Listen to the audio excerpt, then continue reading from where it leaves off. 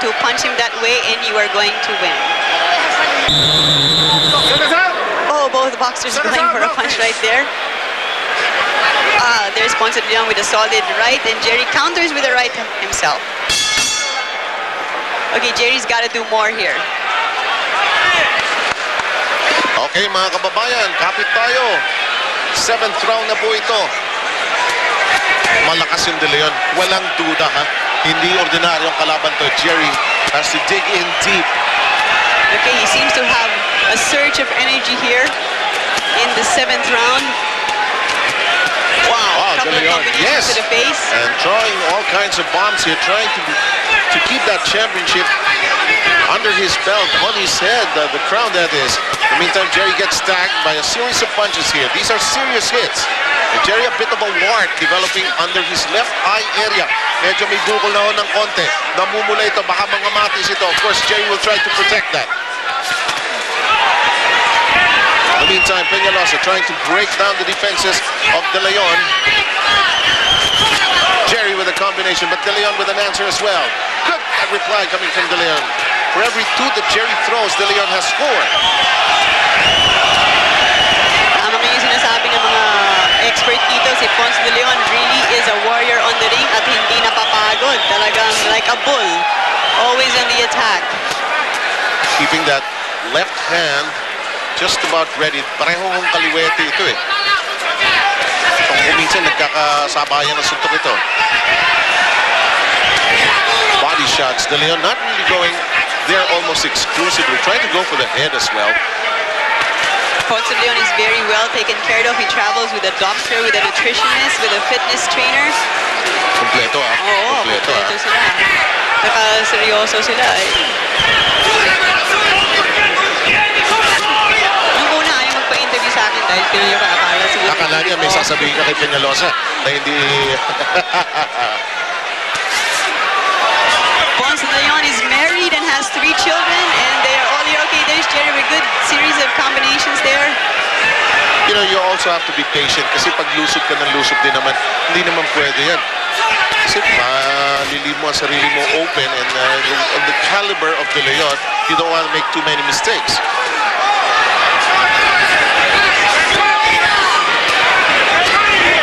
In the meantime, De Leon is in the corner, but Jerry unable to unleash his release his elbows to be able to move. Final 30 seconds of this, the 7th round.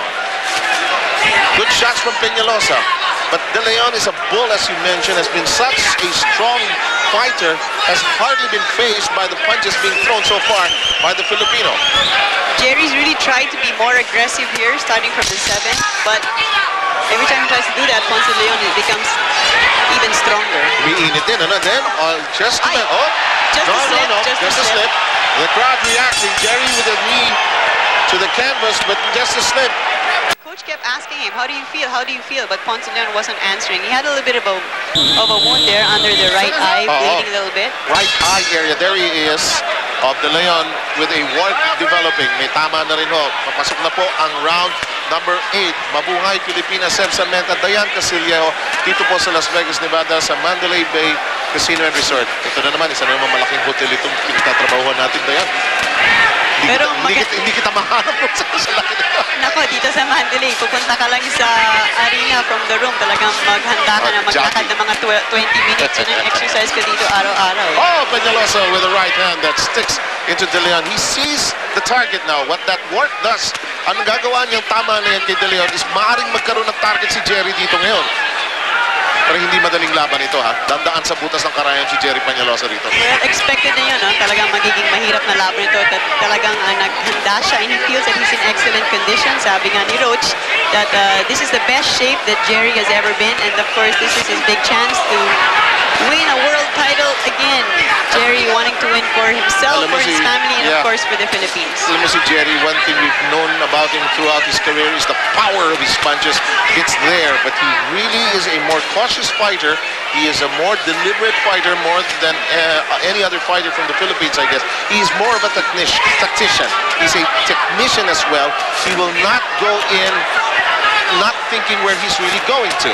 Gets tagged, but he throws something as well.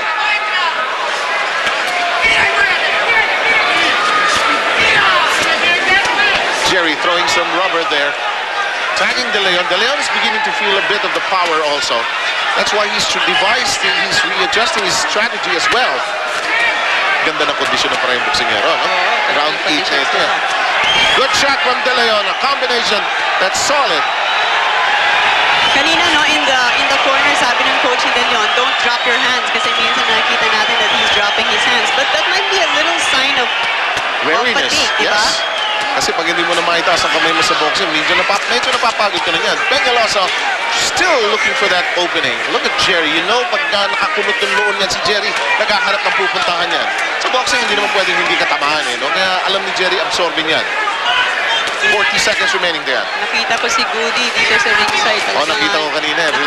Nakapikit ang mata, nagdadasal na lang. Of course, she's asking also for the prayers of all the Filipinos for her husband to win another world title. WBO Super Bantamweight. Alam mo, hindi lang yung panalo eh. Siyempre yung safety rin ng asawa niya. No, ha? Alam mo naman itong sport na ito. Eh. Siyempre makaahon lang yung asawa niya, makalusot ng maayos. Siyempre yung winning blessing na rin yan. Samantala, good shot by Peñalosa despite the barrage of combinations coming from De Leon. Both fighters now waxing hot here. Combinations from each side. Jerry on the attack. And that'll do it for 8.